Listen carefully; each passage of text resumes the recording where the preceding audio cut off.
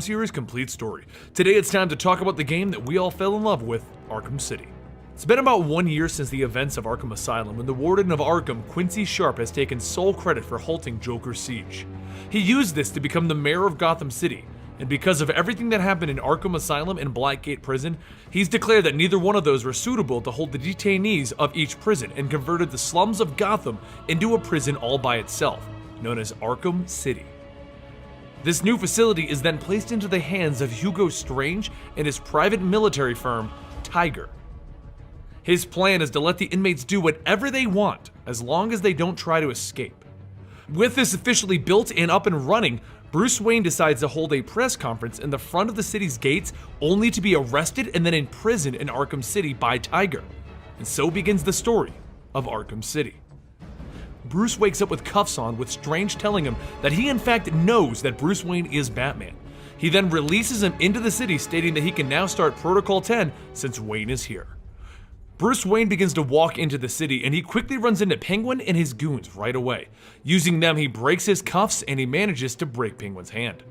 He then scales a nearby building and dials up Alfred, asking for the Batsuit, because it'll make things a bit easier if he's Batman.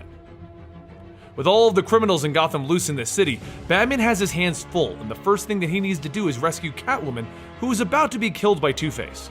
He breaks in just in time and he frees her, and then he ties up Two-Face.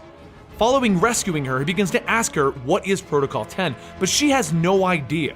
But she does know that the Joker is here in the city, and he's working with Hugo Strange. In response to that, the Joker tries to assassinate her with a bullet, and Batman has to track the path of the bullet back to the local steel mill. Inside of Joker's hideout, Batman learns that the Joker's blood was tainted by the Titan serum from the last game, and he is dying. But the Joker has his own plan to get a cure. He captures Batman and he performs a blood transfusion, giving Batman the same blood disease that the Joker himself is suffering from. To make things even more interesting, Joker reveals that he infected the local hospitals with his tainted blood. Realizing that he'll need to find the cure to save himself and everyone, he asks the Joker where is the cure so he can get to work looking for it. The Joker informs him that he had their old buddy Mr. Freeze working on the cure, but he went missing and Joker thinks he was kidnapped by the Penguin. So Batman sets off to free Mr. Freeze from the Penguin. As he makes his way through the hideout, he fights Solomon Grundy and even the Penguin himself, but he eventually does free Freeze. And Freeze tells him that the cure isn't complete, it's unstable in its current state and it's useless. After a bit of detective work, he realizes that the restorative agents in the Lazarus pits in Ra's al Ghul's blood should be able to complete this cure.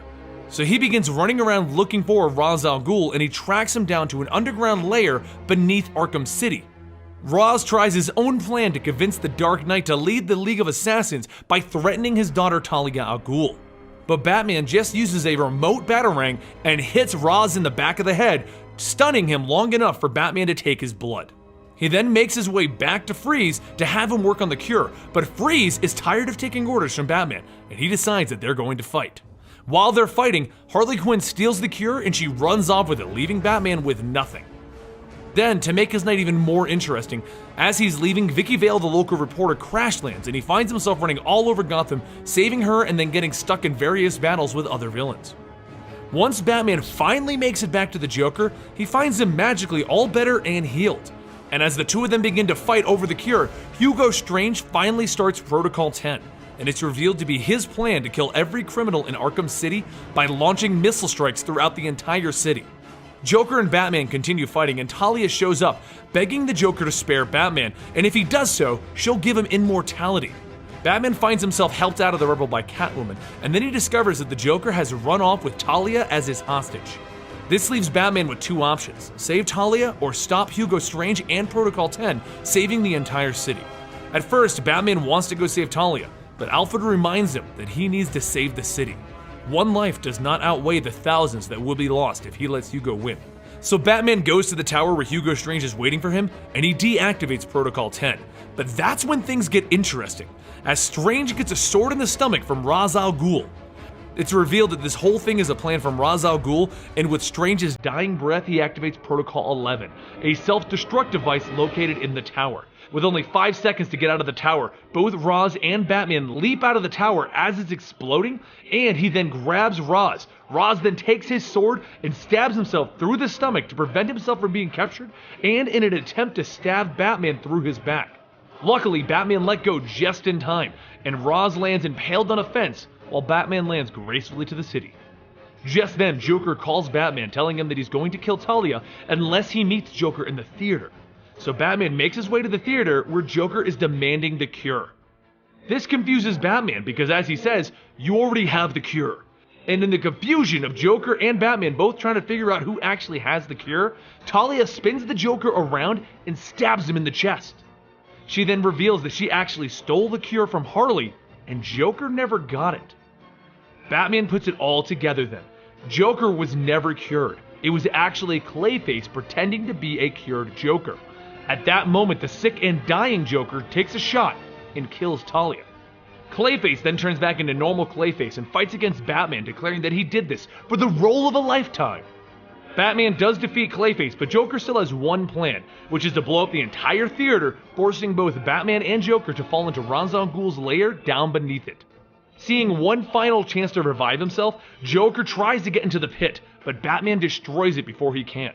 He then drinks the cure himself, taking it away from the Joker. With only a small amount of it left, Batman debates giving it to the Joker. But the Joker decides to not wait any longer, and he tries to attack Batman so he can take the cure for himself. As he stabs Batman, Batman drops the cure, breaking any hope of being saved for the Joker. He then looks down at the Joker and he tells him, "What's funny is after everything you've done, I would have saved you." And he then watches as the Joker dies to his illness. Batman is in shock that he actually killed the Joker, and he carries him out of the theater speechless. Catwoman, Robin, and Gordon all meet with him to see if he's okay. But he just leaves the body of the Joker on the hood of a car and walks away from the scene speechless.